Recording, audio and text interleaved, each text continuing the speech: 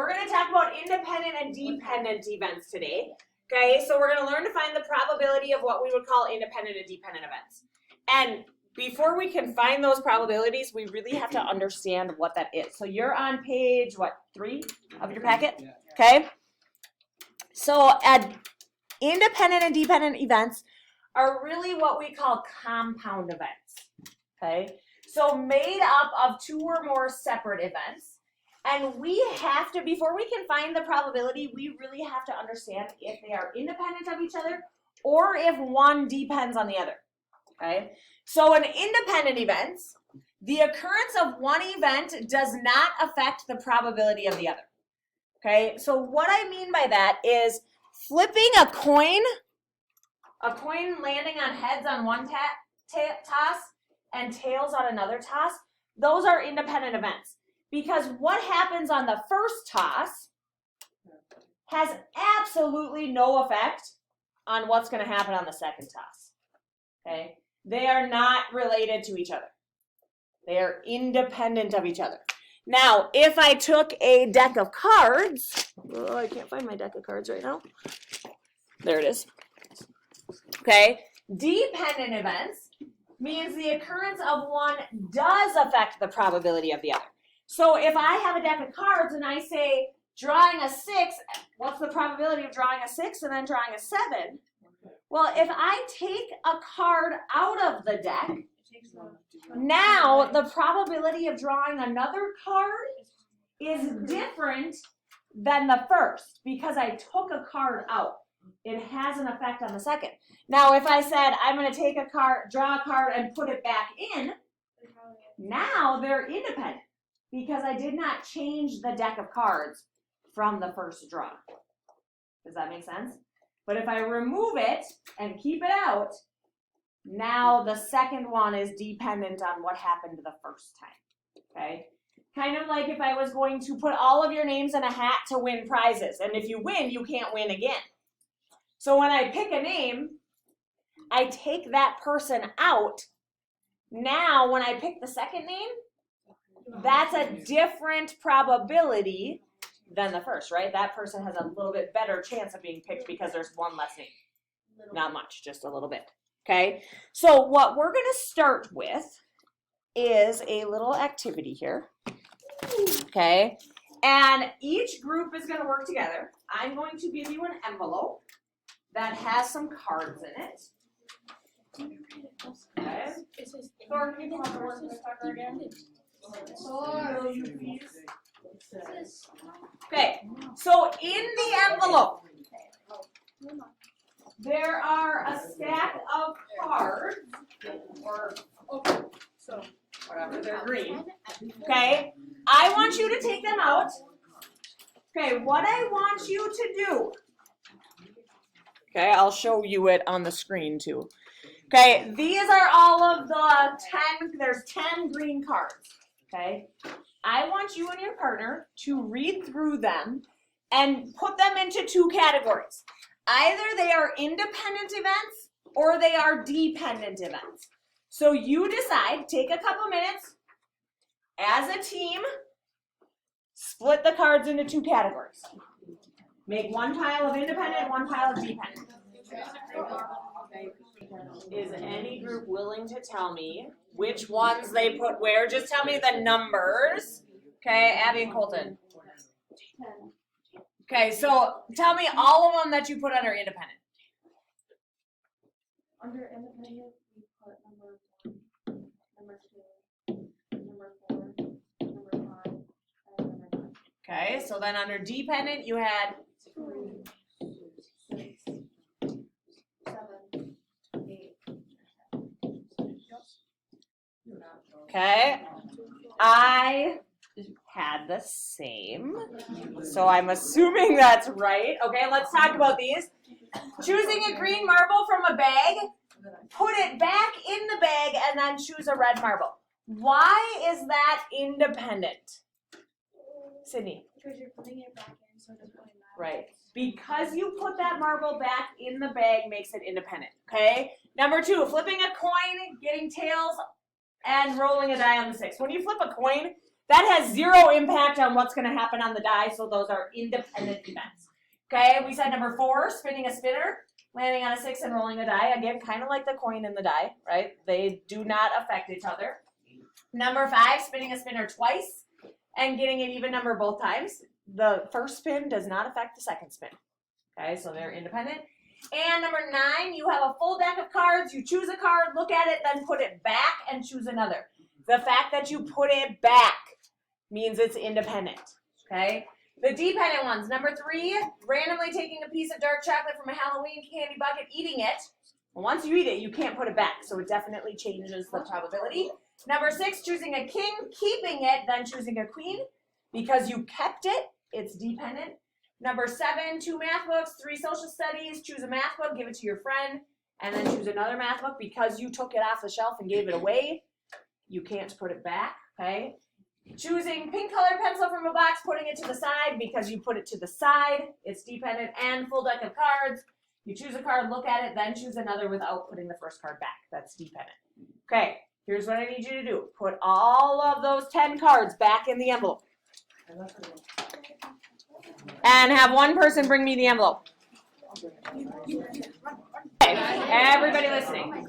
Okay, so understanding the difference between independent and dependent, are we okay with that?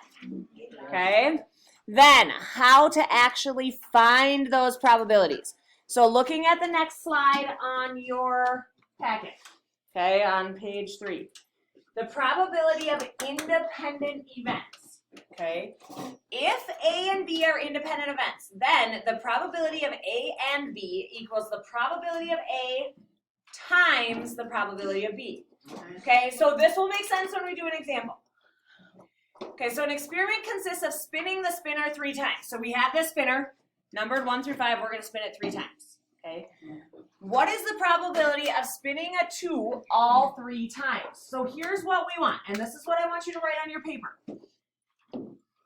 So in your notes, you're going to jot this down. We want to find the probability of spinning a 2, and a 2. Okay? Now those are independent, right? What you spin the first time has no effect on what you're going to spin the second time or the third time. Okay, so if I want the probability of these things, I need to find the probability of the first thing times the probability of the second thing times the probability of the third. Okay? So what is the probability of spinning this spinner and getting a 2, Brecken? 106. Careful. 1 out of how many? 1 out of 5. So the probability of a 2 is 1/5. Times, what's the probability of getting another 2? 1/5. Times the probability of getting another 2? 1/5. So the probability of that happening, a 2 and then a 2 and then a 2, is 1 times 1 times 1, which is 1. 5 times 5 times 5, which is 125. So the probability of spinning a 2 3 times is 1 over 1/25. That's not a very good probability, right? That 1 out of 125 times you would actually spin 2 2 2. Okay? That's what should happen. Now, you know that you could spin it 125 times and might never get 2 2 2. Or you might get it after the first set of tries. Okay? So the second one. What is the probability of spinning an even number all 3 times? Okay, so this time we want the probability of even.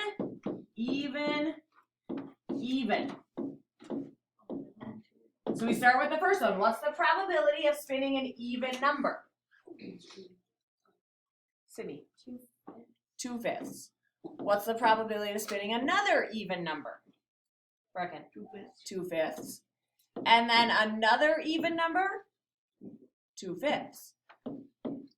Multiply the fractions. We multiply the top. 2 times 2 times 2 is 8. 5 times 5 times 5 is 125. Okay, if we can simplify the fraction, we would. That cannot be simplified, so we have a probability of 8 over 125. 8 out of 125 times that would happen. Should happen. Okay, The last one, the probability of never spinning a 2. Okay, remember, you're still spinning it 3 times. So, of never spinning a 2, we would have to say the probability of not 2, and not 2. So, what is the probability of not spinning a 2? 4/5. And then you spin again, the probability of not getting a 2 is 4/5. Again, all of you should be writing this down. So if you're not writing this down, please write it down. And then not getting a 2 again would be 4/5. So we have 4 times 4 is 16. 16 times 4 is 64, I mean. 64 over 125. You can't simplify that, so we would just leave it that way. Better. Okay, that is a much better probability. That's more likely to happen than either of these two. Is that making sense to everyone? Okay, those are independent events.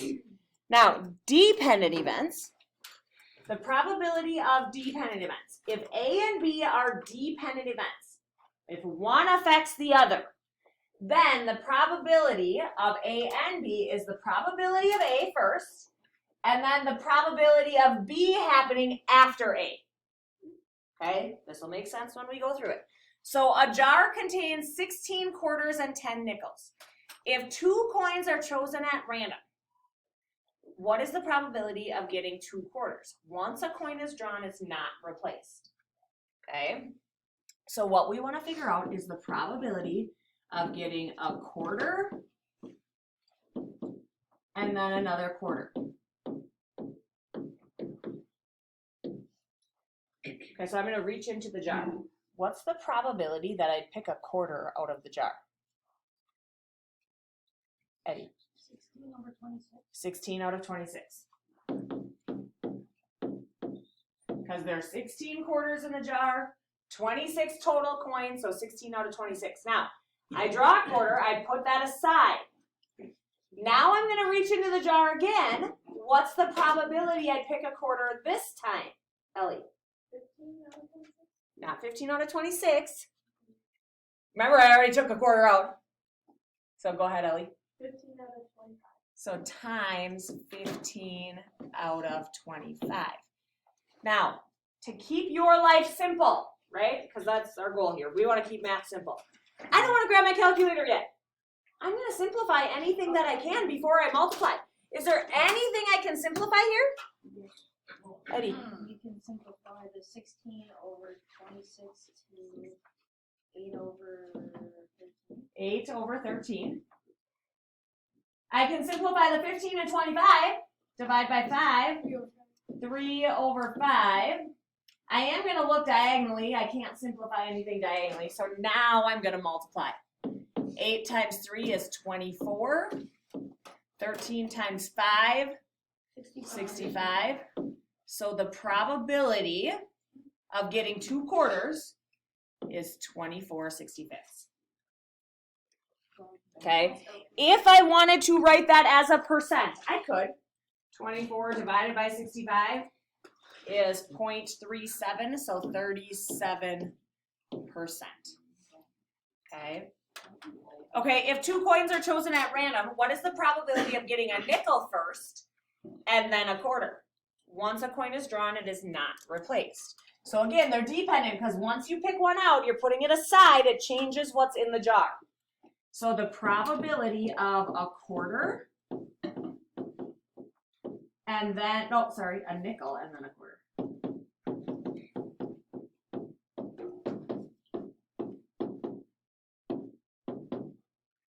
And what is the probability I'd reach into the jar and pick a nickel? Eddie? 10 out of 26. Now, I put that nickel aside. What's the probability I get a quarter? Mason? 16 over 25. 16 out of 25. Does everybody understand why it's out of 25? Yes. Right? Because we took 1 coin out. There's less coins in the jar. I can simplify here. I'm going to simplify the 10 and the 26 to a 5 and a 13. I'm going to simplify the 5 and the 25 to a 1 and a 5. And now I'm going to multiply. 1 times 16 is 16. 13 times 5 is 65. So the probability is 16/65. Okay, or 16 divided by 65 is about 25%. Okay, questions there? Okay, flip the page. Flip the page. Okay, let's try a couple more examples to make sure that we've really got this. Okay, so first of all, the one thing we do have to be asking ourselves as we read these problems, we have to know, are they independent or dependent? Because it does have an impact on our answer. So determine whether they're independent or dependent, then find the probability. You roll a number cube twice. The first roll, you roll a 4. The second roll, you roll an even number. What is the probability of that happening? Are they independent or dependent? Colton. Okay, so I'm just going to put an I here for independent. They're independent. Okay. I want to know the probability of getting a 4 and then an even number. So I roll that number cube. What's the probability I'm going to get a 4? 1 out of 6. I roll it again. What's the probability I'm going to get an even number, Brecken? 1/2. 1/2. 3 out of 6. I'm going to simplify it right away to 1/2. Multiply them together. What do you get? 1/12. There's your answer. You randomly draw a marble from a bag containing 2 red marbles and 5 green marbles.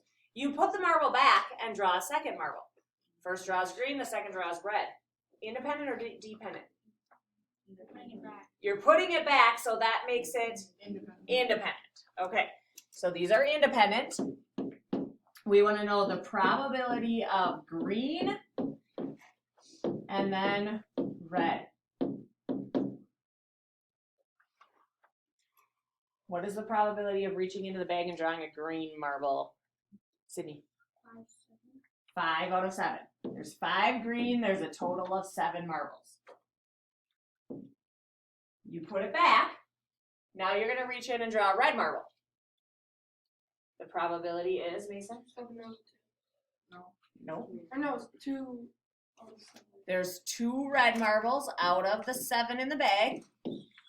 I can't simplify anything, so I'm just going to multiply 10 49ths. Okay. Okay, letter C. You randomly draw a marble containing 2 red and 5 green. You keep the marble and draw the second marble. The first is green, the second is red. Independent or dependent? This time it's dependent because you're keeping one. Okay? Pay attention here. The probability of green and then red. Okay? Pay attention, please, Tyler. What's the probability of getting a green?